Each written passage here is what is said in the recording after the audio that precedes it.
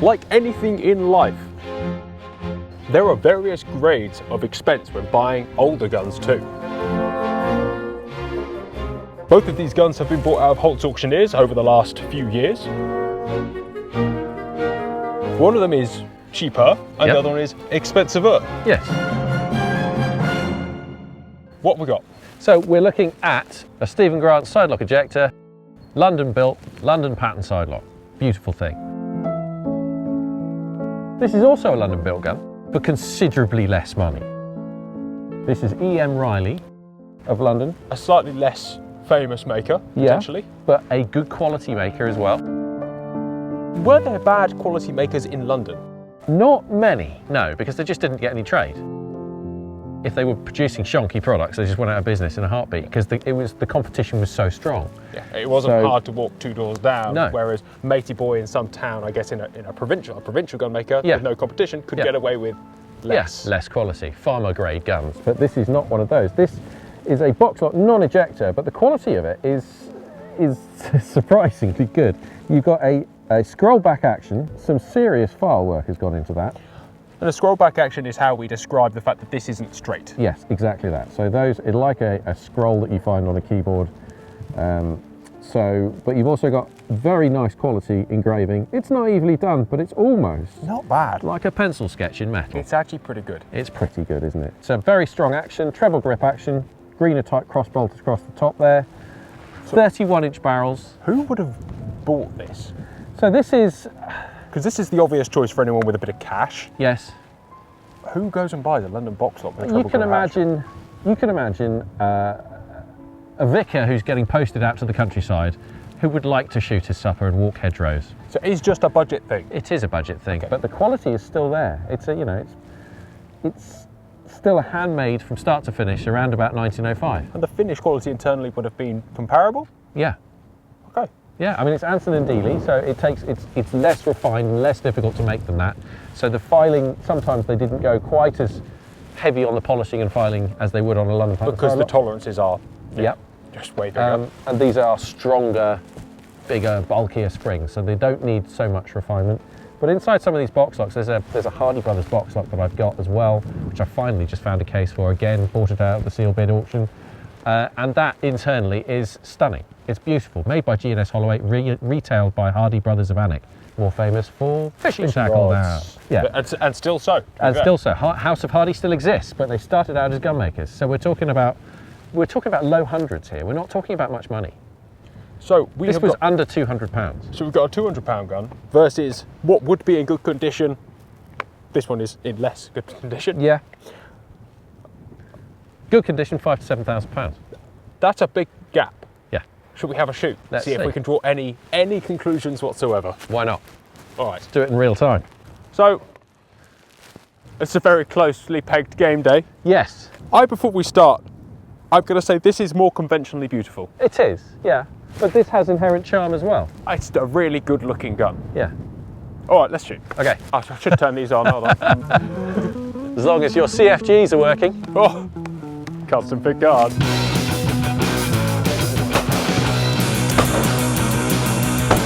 I have ejectors. So I wiped your eye there, chap. Don't worry about Oh, thanks, mate. Thanks, I got mate. it Well, you're for a you. lot closer to that target. I was, yeah. I got it for you. And that one.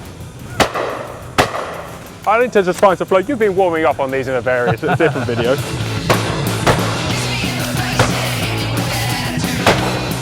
Lost my balance. Horrid shot. I need to Chased learn the how line to shoot halfway this through gun and again. lost my balance. You've had it for too long. Ah, dude. Oh, we both missed it. Don't twitch to the don't twitch to the wildlife. That was This the is most Clay's. unfortunate seagull in the world. I mean, we both hit them. How amazing was that? Come here. Well, I don't know if it's going to go well, but I shall try.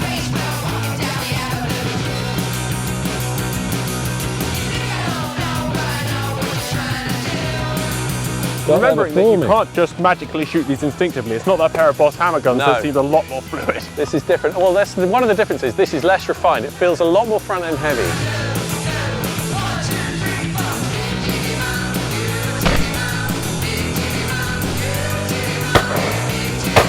Oh, thank you. Let's go to the box again. So it is a different shooting experience. I mean, inherently this is a beautiful gun to shoot. I mean, guns are pretty simple, we can both say. Shotguns are extremely simple creatures. They are, yeah. The refinements, as we discussed in a different video, are minimal but make a huge difference. Lovely. Oh no, yeah, there's less refinement in this. You can feel it in the handling. It's front end heavy. For some reason, that lock plate and the wider action of that grant spreads the weight more evenly through the hands than this box lock. And that just adds a sense of weight.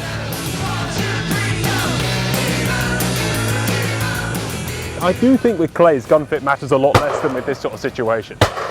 Yeah. Because actually the instinctive shooting with this gun, the amount of times that I feel like I should be hitting it, which is all the time, but then I actually refer back to the gun after the shot and realise an instinctive form of clay shooting, and it really does matter. Your gun mount has to be solid as well, and you have to be adaptable. You have to be able to change your foot position if if the wind is taking the bird, as in game shooting, you have to be able to move like that. Take it slow. I think definitely, as you were saying, the fit matters with this instinctive style of shooting massively. So regardless whether it is the cheaper or more expensive option, the one that fits is probably more important than with the clay shooting. Always, as long as you're experienced enough when mounting a gun for your gun mount to be consistent. There's no point in having a gun fitted if your gun mount's not consistent. Yes. So the equation has to be right. But once you are reasonably proficient with your gun mount, gun fitting can make all the difference, and especially for this kind of shooting. But you have to be adaptable, that is the point. You cannot go, oh, well, I must measure, I must move here, I must move my feet there. Not with one of these? No. And not in this kind of, when you've actually got partridges, this is one of the main partridges drives here at the Strange. When you've got partridges zipping across here in the wind, you haven't got time to think about what your foot position has to be instinctive. Well, you see it sometimes, or you see it quite often with the boys with their heavier over and unders that are more used to that calculated style on the game peg. Yeah. They will turn sideways and go, oh, I can't, those aren't working for me. Yes.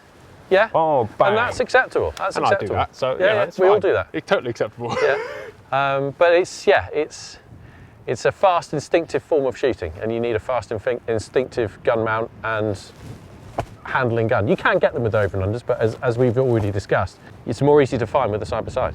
I'm ready to swap them. Let's do that. Let's try it.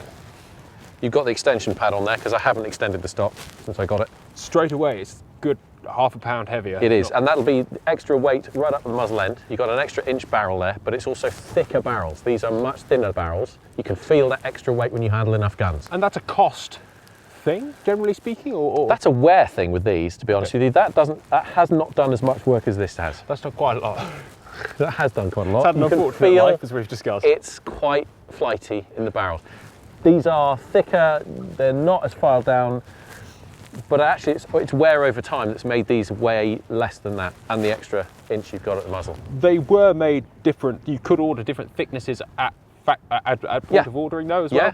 Yeah, you can get the barrel maker to strike them down to whatever thickness you want. Some Hollands left the factory deliberately at 21 thou, 22 thou, because that's what the clients wanted. They asked for fast handling barrels.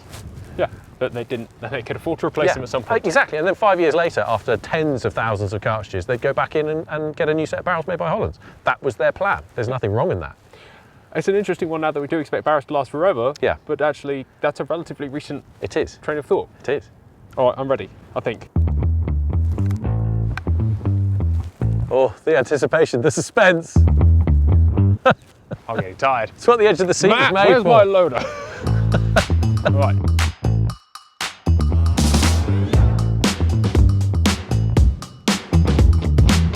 Mate, that scroll back action and the engraving that goes with it is... Oh, I suddenly realised I've got an ejector again. God, I've just punched myself in the face because of the tiny stuff. They certainly shoot different. The speed with which that one can move through a target versus this is a very different. That is barrel weight. You have to drive that hard.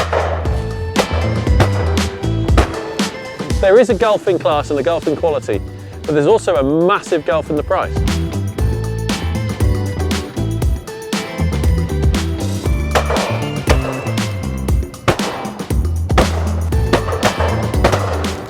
Nice. But I think a lot of that is to do with the fact this stock was made for a midget. And well, yeah.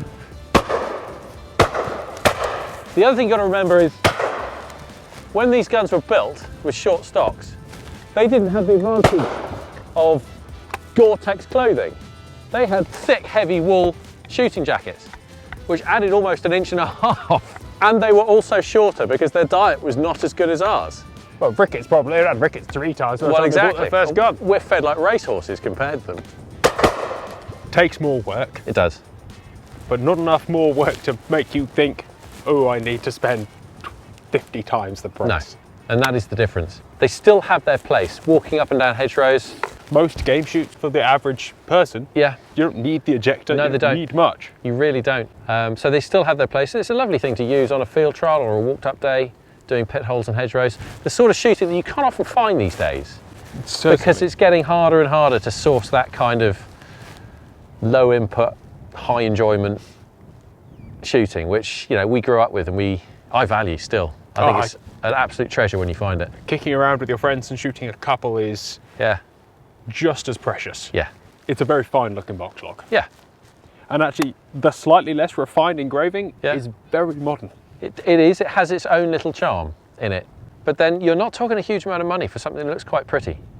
And if you doubled your budget, yes, the world would open up to you. Well, I'm going to show you some other box locks in the armoury we've got for not much more money, which have original condition like you wouldn't believe.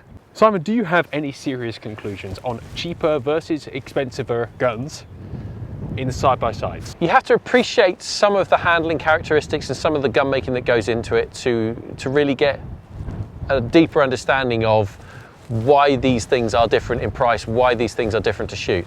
They have their place. This is a very fluid gun to shoot driven game with. It has no choke in it. Everything you flow your gun through, you know, average partridges, it's that good quality traditional partridges, it's going to be fine.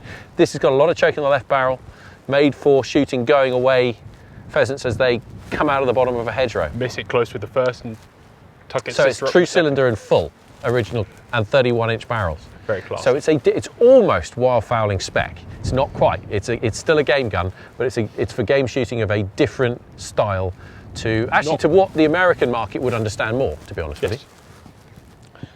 Do you export a lot? Like, to me, that seems the wiser place for this, maybe. Yeah, but at a £200 box lock, getting it into the States is how much? It costs $1,000 Exactly. Anyway. So, you know, these things are worth more money in the US, but that's the cost of actually getting them across the pond into the States. And that is why, you know, they maybe appreciate them more. Yeah. Like I said, the use is there. I think you put it right, sort of at least extrapolating what you said, is if you're going to buy a side-by-side to use very rarely, you probably won't appreciate the difference.